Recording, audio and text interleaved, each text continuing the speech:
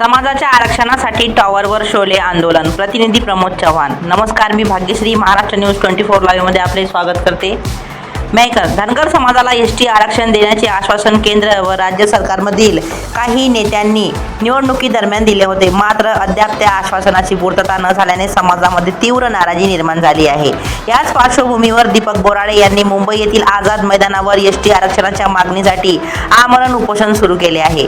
20 मार्च पर्यंत उपोषणाला 6 दिवस पूर्ण होऊनही शासनाकडून कोणतीही दखल घेण्यात आली नाही.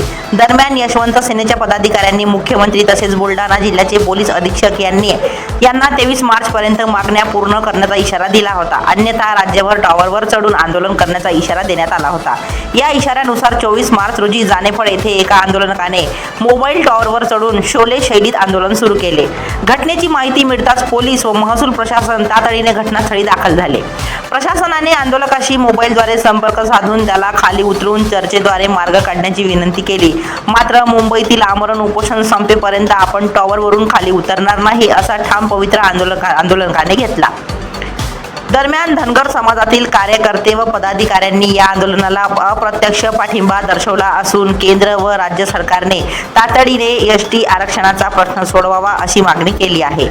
यावेळी नायब तहसीलदार सानप, मंडळ अधिकारी गणेश महाजन, श्याम सोळंके, तलाठी जाधव तसेच ठाणेदार नरवाडे यांनी घटनास्थळी उपस्थित राहून आंदोलकाला जीविताची काळजी घेण्याचे आवाहन केले. महाराष्ट्र न्यूज 24 लाईव्ह प्रतिनिधी प्रमोद चव्हाण तसेच मी भाग्यश्री यांच्यासह आपली रजा घेते. भेटूया पुढील बातमी सत्रात. नमस्कार.